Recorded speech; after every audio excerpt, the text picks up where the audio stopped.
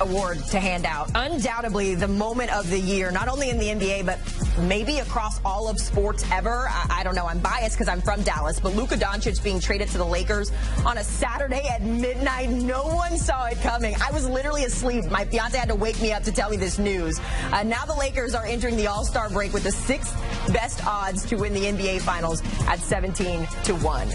So who are the favorites to win other awards on FanDuel at the midseason point? Well, SGA has been balling out this year. He is the favorite to win MVP at -440. Stephon Castle, who balled out in the Rising Stars Challenge, is +155 to win Rookie of the Year. You can also catch him in the dunk contest later today. And Cade Cunningham, the favorite to be Most Improved Player at -115. Let's hand out some CBS Sports HQ awards, though, with our CBS Sports NBA writer Brad Botkin at the midseason point. Brad, we're starting with MVP. Is it going to be SGA or is it going to be someone else?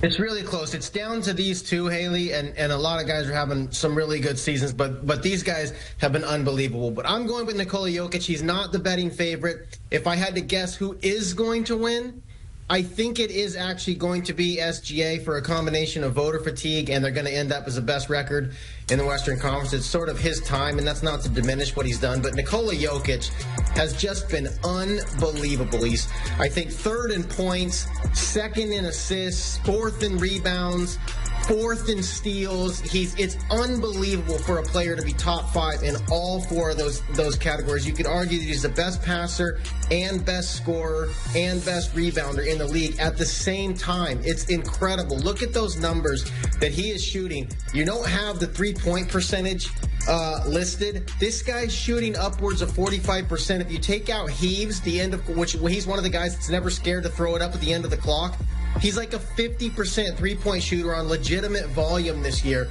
It's just incredible when he goes off the court, for as good as the Nuggets are. And it used to be a problem how bad their bench was, but this year Michael Malone has been staggering Jamal Murray, Michael Porter, so he has some strength on the bench units, and still the Nuggets fall off by 24 points per 100 possessions. That's in comparison to 14-point fall off when SGA goes off the court. So it's just unbelievable the impact that he continues to have. He's on track for the highest PER in NBA history.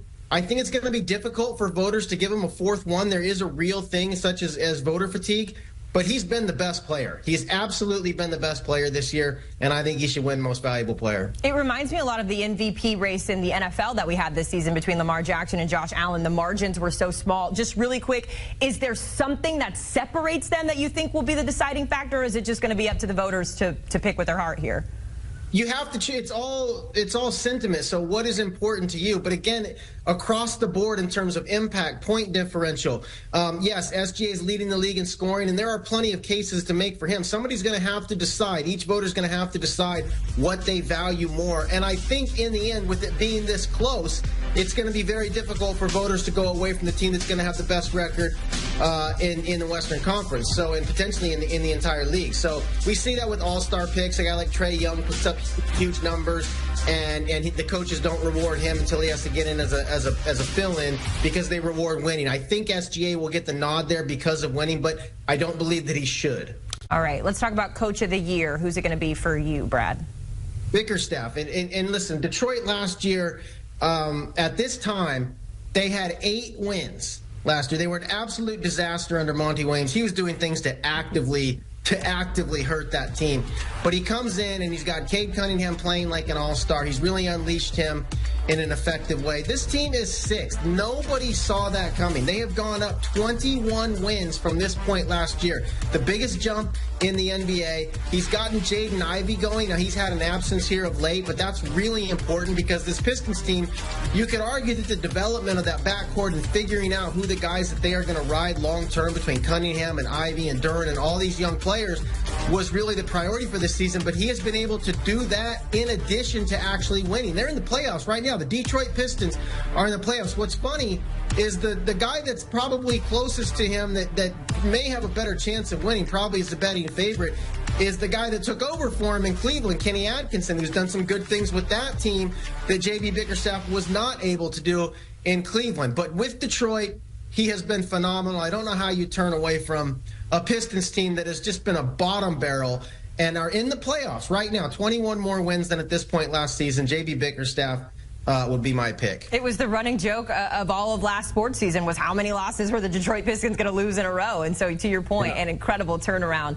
Last award up for grabs here is Rookie of the Year. Brad, we know Stephon Castle has been the favorite, but it's been changing a lot. Who's it going to be for you? I like Jalen Wells. And yeah, Castle's climbing, and he's playing well, and the Spurs are surprising. I don't know if they're going to end up in a play-in spot, but I'm going to go with Jalen Wells for a couple of reasons. It's not usual that you go to kind of the scrappy, do-it-all defender who isn't like an all-out scorer. He's about 11 points a game. But this guy guards the best player every night. If you look at the toughness of his defensive matchups, and there are a lot of metrics that can measure that, he takes on the toughest assignment as a rookie, the best scorers in the world, and handles his business against them.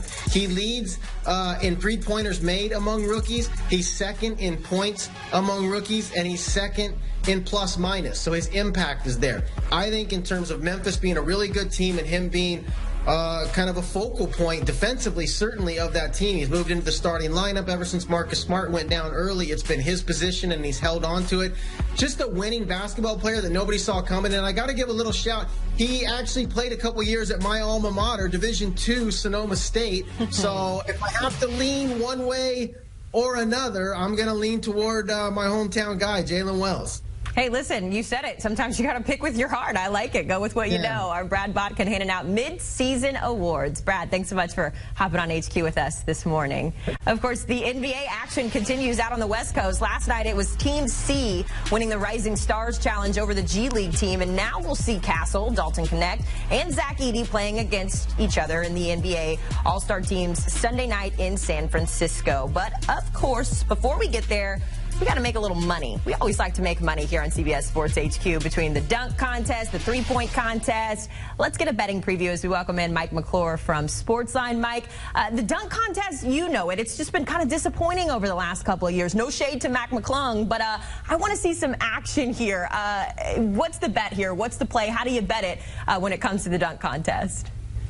You know, Haley, I think, unfortunately, we might be in for a three-peat here. We didn't get the three-peat in the NFL with the Kansas City Chiefs, but Mac McClung is a large favorite, but for a reason here. I think what's important to understand is he's doing things that are obviously extremely creative, but this is what he lives for. This is his Super Bowl. He's not actually playing in the NBA. That should tell you a lot that they continue to invite him here to this. Standing at just 6'2". Look, no one has ever three-peated here. Nate Robinson does have 3 wins, but not in consecutive years.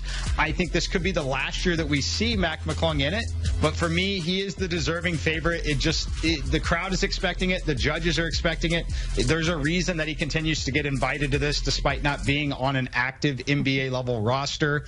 So I'm going to be on Mac McClung here as the big favorite. I miss when we were dunking over cars, like we were, you know, there was magic involved in the dunk contest. Now we're just leaping over people. I want it to be spicy again. Let's talk about the three-point contest. When we showed it earlier, when it came to the odds to winning the three-point contest, I didn't even notice that Steph Curry wasn't on that list. It's his home court, Mike, and he's not throwing up three-pointers. Instead, it's Dame Lillard looking to repeat as champion last year. I know he put on a clinic. This was actually more fun than the dunk contest last year. So how are we betting this one? Who are you leaning towards, Mike?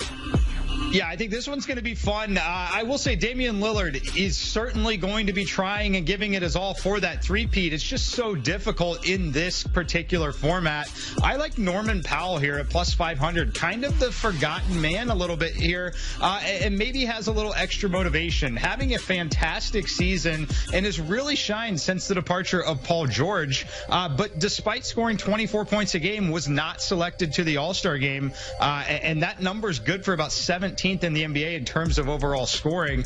I love his game from the three-point range. Now, the only knock that someone would have on a guy like Norman Powell is potentially fatigue. He does jump a little higher on his jump shot. However, I think the motivation angle is there, just not getting into the All-Star game itself. I really like him in this particular setup. I think. Ladies and gentlemen, let's talk about the one player who is dominating the NBA this season. Nikola Jokić. I'm here to tell you why he is clearly the most valuable player this year. The numbers don't lie, the impact is undeniable, and the value he brings to the Denver Nuggets, priceless. So let's break down exactly why Jokić should be holding that MVP trophy once again. Let's start with the stats because Jokic's numbers are simply outrageous, averaging 25 points, 12 rebounds, and 9 assists per game. The man is flirting with a triple-double every single night. He leads the league in player efficiency rating, PER, a metric that basically says, this guy is doing it all, shooting over 58% from the field, and that includes three-pointers. And here's the wild part. He's doing this in the fewest minutes per game among top scorers. Efficiency at its finest. Jokić isn't just padding stats, he's making every possession count. And if we're being honest, he's the engine that makes Denver's offense run. But let's get real. MVP isn't just about numbers, it's about value. And that's where Jokić separates himself from everyone else. With Jokić on the floor, the Nuggets have one of the best offenses in the NBA. Without him, they fall apart. Simple as that. He creates shots for his teammates better than most point guards. Seriously, Jamal Murray, Michael Porter Jr., Aaron Gordon, they all thrive because Jokić makes the game easy. He can score from anywhere, post-ups, mid-range, threes, floaters, you name it. And defensively, he's improved massively. From his positioning to his rebounding, he controls the paint. Jokić isn't just Denver's best player, he's their entire system. Now, you can't be MVP without winning games. And guess what? The Nuggets are dominating the West. They're near the top of the standings, despite injuries to key players like Jamal Murray during the season. When games get tight, who's taking over? Jokić. Clutch shots, key passes, game-winning moments, he's got them all. And let's not forget, Jokić makes his teammates better. The Nuggets aren't a super team. They're a championship contender because Jokić elevates everyone around him. Now, let's talk about the MVP race, because people love to bring up names like Joel Embiid, dominant, but can he stay healthy and lead his team consistently? Giannis Antetokounmpo, a beast, but he has more star power around him. Luka Doncic, incredible stats, but his team isn't winning like Jokic's Nuggets. The difference? Jokić is doing it all without a second superstar. He's the most valuable player, 'cause without him, the Nuggets aren't contenders. They're a lottery team. So let's call it what it is. Nikola Jokić is the MVP, period. He's not flashy, he's not loud, but he's absolutely the most important, most valuable player in the league. But now, I want to hear from you. Is Jokić your MVP? What's been his most impressive performance this season? Can anyone catch him in the MVP race? Drop your thoughts in the comments. And of course, like this video if you enjoyed the breakdown. Subscribe to the channel for more NBA takes. Turn on those notifications so you never miss a podcast. That's it for today. See you in the next one.